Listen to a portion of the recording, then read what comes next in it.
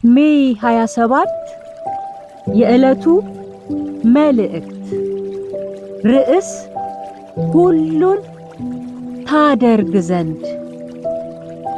ሁሉን ታደርግ ዘንድ ቻይ እንደሆነ አሳብህም ይከለከል ዘንድ ከቶ እንደማይቻል አወቅሁ። ኢዮብ ምዕራፍ 42 ቁጥር 2። ነገሮች ሁሉ ሲበላሹ የጠበቅነው ነገር ቀርቶ ያልጠበቅነው ሲሆን ነገሮች ከመስመር የወጡበትን ምክንያት እንኳ ማወቅ ሲሳነን አጠገባችን ያሉ ወዳጆቻችን የሚሰጡን አስተያየት ልባችንን ሳያሳርፈው ሲቀር በእርግጥ እኛና ሁኔታችን ከገባንበት ችግር መውጫ መንገድ ይኖራልን እስከምንል ድረስ እንፈተናለን። በዚህ አይነት ልምምድ ካለፉት ሰዎች መካከል ኢዮብ አንዱ ነው። የዛሬው የጽሞና መልእክት ለኢዮብ የደረሰው አምላካዊ ምላሽ ላይ ያተኩራል።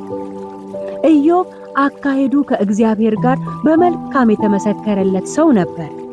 ሰይጣን ግን በእርሱ ላይ ተነስቶ ልጆቹን በመግደል ንብረቱን በማውደምና ጤንነቱን በማወክ ከእግዚአብሔር መስመር ለማስወጣት ጥረት ቢያደርግም አልተሳካለትም። ምክንያቱም የኢዮብ ሕይወት የተገመደው ከእግዚአብሔር ጋር በነበረው ጠንካራና ጤናማ ህብረት ስለነበር ነው። መንፈሳዊ ሕይወታችንን መመስረት የሚገባን ባለን ነገሮች ላይ ሳይሆን በሚያኖረን አምላክ ላይ መሆን እንዳለበት ለእኛም ትልቅ ትምህርት ይሰጠናል። አንዳንድ ጊዜ ከእግዚአብሔር ጋር ያለን ግንኙነት የሚሻክረው ይህ አሉታዊ ነገር ለምን ሆነ? አዎንታዊስ ነገሮች ለምንድን ነው የማይሆኑት? በሚል እሳቤ ውስጥ ስለምንገባ ነው። በእርግጥ ነገሮች እኛ እንደምናስበው ሳይሆን እግዚአብሔር ባሰመረላቸው መንገድ እንደሚሄዱ ማወቅ ተገቢ ነው።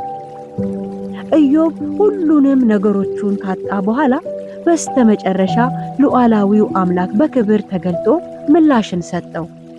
በዚህ ጊዜ ነበር ሁሉን ታደርግ ዘንድ ቻይ እንደሆነ አሳብህም ይከለከል ዘንድ ከቶ እንደማይቻል አወቅሁ በማለት የተናዘዘው።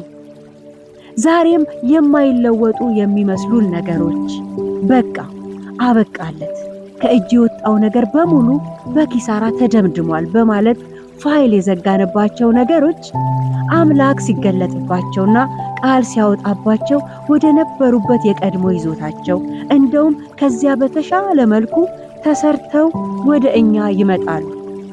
ስለዚህ አምላካችን እግዚአብሔር ሁሉን ማድረግ የሚችል አምላክ ነውና ተስፋችን በእርሱ ላይ ጽኑ ይሁን።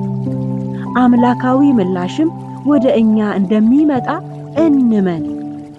ቻይ ነህ ሁሉን ታደርግ ዘንድ።